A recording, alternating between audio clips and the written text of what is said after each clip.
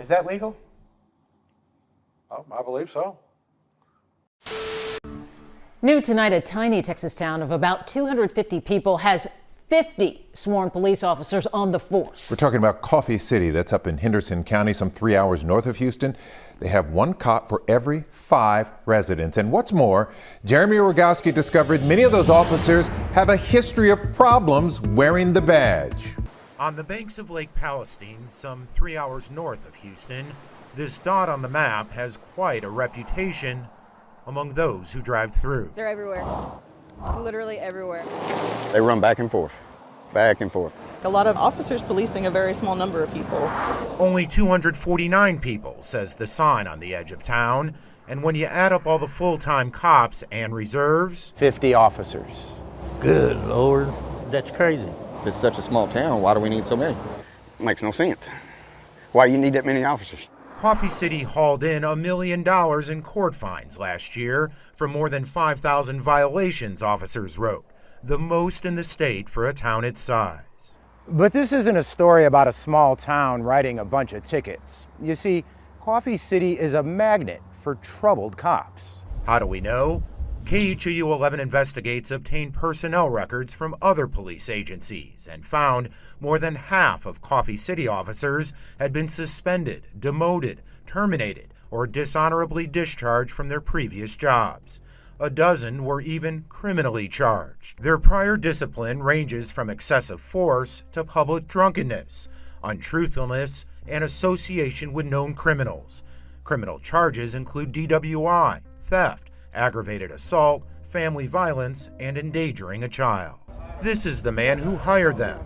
Chief John J. Portillo quadrupled the department's size since he took the job 2 years ago. He says to provide 24/7 coverage for the town. Why would you hire so many people with all these red flags? There's more to just what's on paper. And that's where I rely on my captain and my background investigators to go in and dig and say, hey, what's the truth behind this? The chief says criminal charges were often dismissed, dishonorable discharges overturned. He claims most applicants hired got on the wrong side of agency politics. The opportunity to wear a badge allows his officers to work extra jobs, which can mean real money, $50 an hour or more. I mean, let's not hide it from anybody. They're making probably about $80,000 to $100,000 a year doing that. Coffee City's police chief routinely works an extra job 200 miles away at this Houston apartment complex. And on this day, watch how John J. Portillo behaves. I'm about to call Garcia and tell him he's going to be this next election. It's an expletive-filled rant launched at the elected constable of Harris County Precinct 2, Jerry Garcia. I'll call Garcia right now. Tell his he's a or his chain of command is. Portillo wanted Precinct 2 to file charges on a man he says assaulted him at the complex. It was just one of many requests the constable says kept coming in from off-duty Coffee City cops. Which at first was, no big deal. We help anybody and everybody. But then we noticed that it was becoming a pattern. That pattern, the constable says, was draining resources.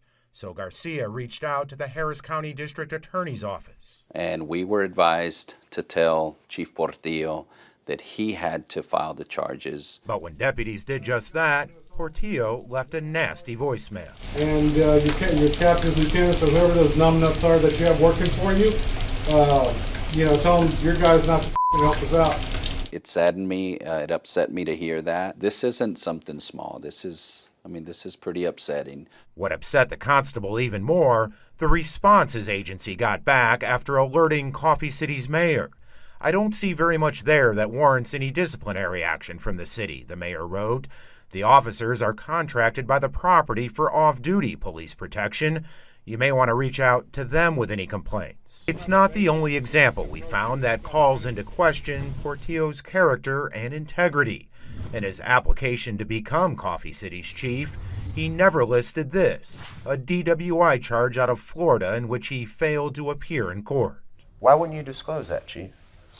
Didn't disclose it. It was over 10 years ago. You had an active warrant. Huh? That was disposed of. No, it wasn't. Court records show the day after our interview, Portillo hired a Florida defense attorney who filed a not guilty plea in the case. From the looks of it, you weren't being truthful. on the application to which you hold the job this day. Chief, Yeah, I understand. I mean, but that's not what it is. I'm not being truthful. you forgot? I put down everything that was in my mind when I filled out my application to the best of my knowledge. Well, that same job application states there are criminal consequences for lying on a government document. Turns out there are a half dozen full-time Coffee City police officers who don't even work in Coffee City, Texas. Instead, they work from home, more than 3 hours and nearly 200 miles away in Houston. It's hard to believe that that is happening. Greg Freeman is a Sam Houston State criminal justice professor. I've never seen anything like that. There are 100 questions that come to my mind. Who are these officers? This internal email shows they're part of a warrant division.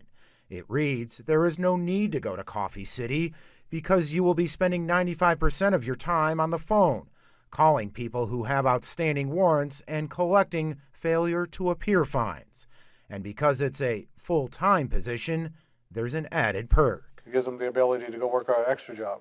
Coffee City Chief John J. Portillo concedes they're on the books as full-time because state law only allows full-time cops to work extra security jobs. At this Houston apartment complex, some Coffee City warrant officers do just that and make more than $50 an hour. They work 2-3 days a week, 4 days a week. But is it all above board?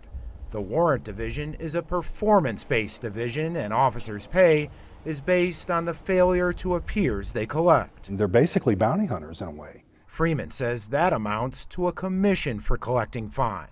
It doesn't make any sense. From an ethical perspective, it just screams questions about the legitimacy of what they're doing. That's because state law requires full-time peace officers to get paid at least at the federal minimum wage. But again, at the Coffee City Warrant Division, The court gives them $150 for each warrant that they clear. So they don't earn a salary apart from that $150 No, sir. No, sir. a head? they Correct. get? Correct. Okay. Is that legal? Oh, I believe so. 2 days after our interview, Coffee City PD changed course, sending out this email to warrant detectives that said, due to unforeseen difficulties, the program has been suspended until such time as I can make sure that we are in compliance with labor laws.